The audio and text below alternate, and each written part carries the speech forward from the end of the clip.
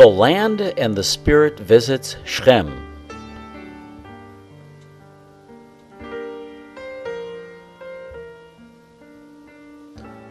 From Tiberias, we turn southward and journey to the city of Shechem, which is situated right in the center of Israel.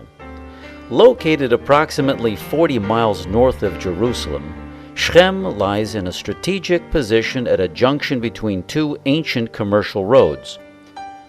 One linking the Sharon coastal plain to the Jordan Valley, the other linking the Galilee in the north down south through the mountains to Judea. Over the ages, Shechem has been a commercial center due to its position in the middle of vital trade routes. From as far back as the Bronze Age, its market has traded in local grapes, olives, wheat, livestock, and pottery, among other vital commodities. Archaeological evidence indicates that the city was razed and reconstructed up to 22 times throughout the ages. Within some of its ruins, remains of the ancient city can still be found. These include walls and gates built for defense, a government house, a residential quarter, and the ruins of a Roman temple built by the Emperor Hadrian dating back to the 2nd century. Although it is not included among Israel's 4 holy cities, Shechem is mentioned numerous times in the Torah. When Abraham followed God's direction and came into the land of Israel from the town of Haran, where he had been living, his route took him through the area where the city of Shechem now lies.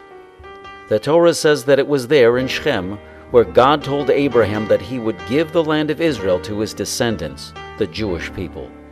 Abraham acknowledged the gift by building an altar to God. The 13th century mystic and sage, Rabbi Moshe ben Nachman, known as Nachmanides, taught that this step was the beginning of the Jewish people's possession of the land. Later on, the Torah details how Jacob actually purchases land at Shechem for 100 silver coins, the second legally purchased foothold of the Jewish people in Israel. The area was also the site of a battle in which Jacob's sons overwhelmed the inhabitants of Shechem after one of their leaders had defiled their sister Dinah. Jacob's son Joseph, who was the viceroy in Egypt, commanded that his remains be brought back to the Holy Land for burial. During the Jewish people's exodus from Egypt, Moses took Joseph's bones along with them, and the book of Joshua records that when the Jews entered into the land, they were laid to rest in Shechem. Joseph's tomb has been a holy place ever since. The 2 mountains around Shechem, Har Gerizim and Har Eval, were host to a major ceremony to mark the Jews' entrance into their land.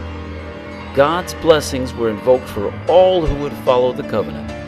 There the words of Deuteronomy were inscribed on stone, a visible sign of the spiritual nature of the land into which they were entering.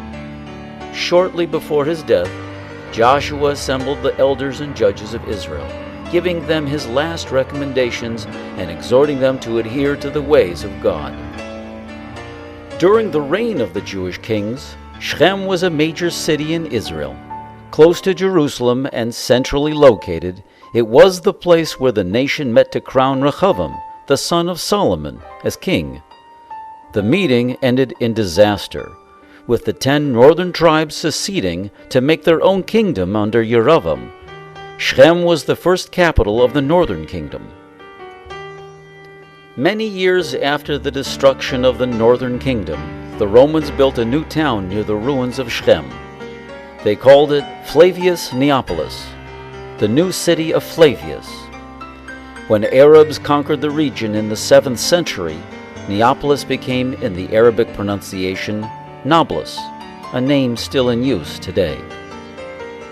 In October 2000, after the Israeli army withdrew from Nablus in response to rioting, the synagogue at Joseph's tomb was destroyed. To date, it has not been rebuilt, and today Nablus is not a place where any Jew can walk safely.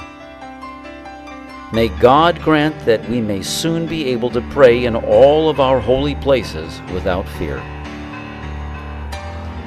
Join us next week as we visit another one of Israel's 4 holy cities, Tzfat. This mystical city represents the soul of Israel and the spiritual vision of our homeland.